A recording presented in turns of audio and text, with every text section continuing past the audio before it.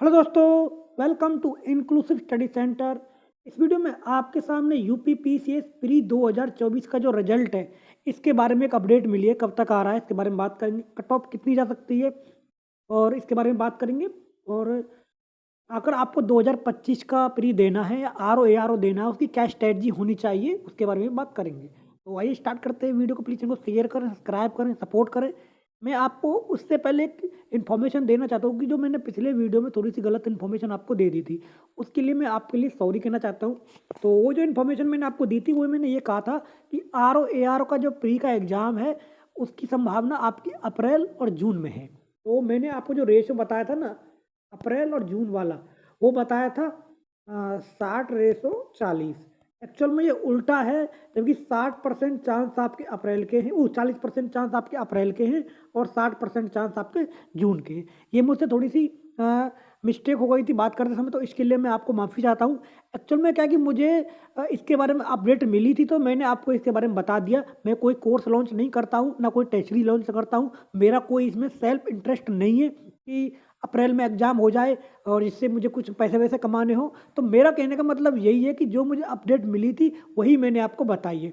मैं भी चाहता हूँ कि आपका एग्ज़ाम जून में हो, क्योंकि अगर आपका जून में होगा तो आपको 2-3 महीने का टाइम और मिल जाएगा तैयारी करने के लिए। लेकिन ये सिर्फ आपको मैं एक बात और बताना चाहता हूँ, ये सब बेकार की बातें हैं। जितना कम टाइम आपको मिलेगा ना, उतना ही आपके लिए सही भी रहेगा, क्योंकि जितना आप अच्छे से पढ़ोगे, मतलब जितना कम एग्ज़ाम डेट आपकी एग्ज़ाम डेट है वो नज़दीक होगी, तभी आप ज़्यादा पढ़ाई पे ध्यान दे पाओगे। अगर आपका एग्ज़ाम बहुत लेट होगा तो आप रिलैक्स हो जाओगे, हाँ भाई मेरा पेपर प्री का है वो अक्टूबर में है, अभी रिलैक्स हो जाता हूँ, बाद में पढ़ेंगे 2-3 महीने पहले। तो अगर आप इस तरह रिलैक्स हो गए तो आपके 2025 के लिए भी आप भूल जाना। तो अभी से ही आप लग जाना, यही मैं आपको कहना चाहता हूँ।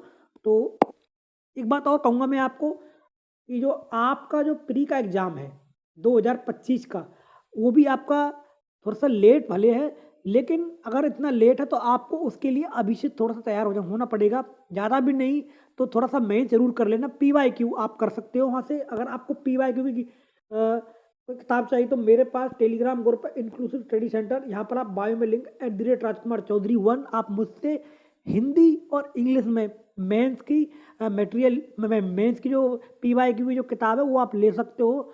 यूथ कंपटीशन के है साथ मेरे पास, तो वो मैं आपको दे दूँगा फ्री में। तो ये मैंने आपको बता दिया उसके बारे में। अब बात करते हैं कट ऑफ के बारे में। बाद में हम बात करेंगे पीसीएस की स्ट्रैटेजी। इस आपका पीसीएस को पास करने के लिए क्या स्ट्रैटेजी अपनानी चाहिए। मैंने जिस तरीके से 4 बार पीसीएस का प्री पास किया है और किस तरीके से क्या है, एक सिंपल स्ट्रैटेजी फॉलो करता था और वही से उसी से मेरा पास हो रहा है। सबसे पहले हम बात कर लेते हैं जो है पीसीएस के जो आपका रिजल्ट है। पीसीएस का जो रिजल्ट है आपका 2024 का प्री का, देखो आपको पता है कि डिलीट वाला जो था वो 14 क्वेश्चन वाला वो सब फेक खबर थी और बहुत लोगों ने अफवाह फैलाने की कोशिश की कि 60,000 से कॉपियाँ मिसमैच हो गई हैं। अब वो लोग आ भी नहीं रहे, मिल भी नहीं रहे। टेलीग्राम पे कुछ लोगों ने इस तरह की खबर फैलाने की कोशिश की। और जहाँ तक बात है डिलीट और चेंज वाले, इनके खुद के क्वेश्चन डिलीट हो रहे, मतलब खुद के क्वेश्चन वो गलत हो रहे थे। उसके बारे में ऑलरेडी वीडियो बना चुका हूँ, वो आप देख सकते हो। एग्जाम का जो रिजल्ट है प्री का, वो आपका 15 फरवरी के बाद आपको देखने को मिलेगा। 15 फरवरी के बाद आपको रिजल्ट मिल सकता है, जो आपकी मुझे आज अपडेट मिल रही है। इसके रिगार्डिंग अगर कोई ऊपर नीचे चेंज देखने को मिला तो मैं आपको फर्दर इसके बारे में अपडेट दे दूंगा। अब बात करते हैं कट ऑफ की।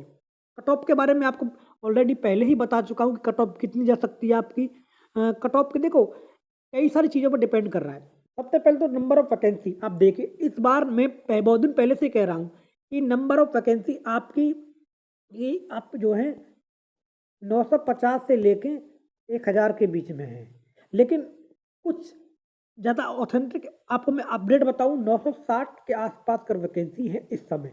ये ऑथेंटिक है आपकी, मतलब एक जो हम आंकड़े पर पहुँचते हैं ना, इसके आसपास करें, थोड़ा बहुत 10 20 50 ऊपर नीचे हो सकती है। लेकिन ऐसा नहीं है कि जिस तरीके से लोगों ने कुछ समय पहले बताने की कोशिश कर रहे थे कि 220 पर ही पोस्ट पर रिजल्ट आ रहा है। ये वही लोग थे जिनके खुद के पेपर सही नहीं हुए थे, तो वही वो इस तरह की खबरें फैला रहे थे। लेकिन ऐसा नहीं है। 950 260 के आसपास का आपका रिजल्ट आ रहा है और इसमें कुछ ऊपर नीचे भी हो सकता है अगर कुछ पोस्ट और ऐड हुई तो। ये मैं आपको बता रहा हूँ। अब बात करते हैं स्ट्रेटजी के बारे में।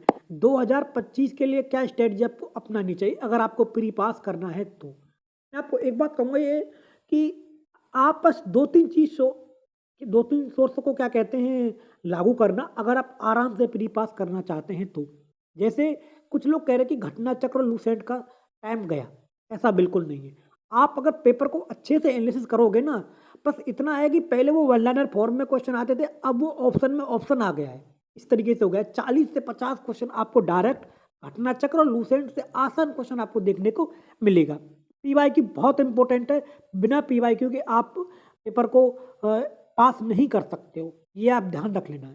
पीवाईक्यू के लिए आपको पता है घटना चक्र से बेहतर आपको कोई भी सोर्स मिलेगा नहीं और लूसेंट काफ़ी अच्छा सोर्स है आपके लिए, खासकर एंशिएंट और मेडिवल के लिए और ज्योग्राफी के लिए और साइंस के लिए। तो इसको आप बिल्कुल छोड़ना मत, इसको आप ज़रूर कर लेना है।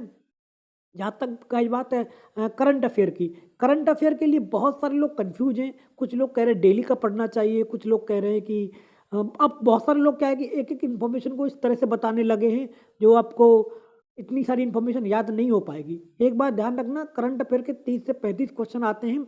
आपका टारगेट ये होना चाहिए कि आप 20 प्लस क्वेश्चन सही करें, क्योंकि कट ऑफ बहुत कम जा रही है। मैं आपको ऑलरेडी बता चुका हूँ कि 2024 की जो कट ऑफ है 72 प्लस माइनस 3 क्वेश्चन पे आपकी कट ऑफ जाएगी। एक बात ध्यान रख लेना इसको।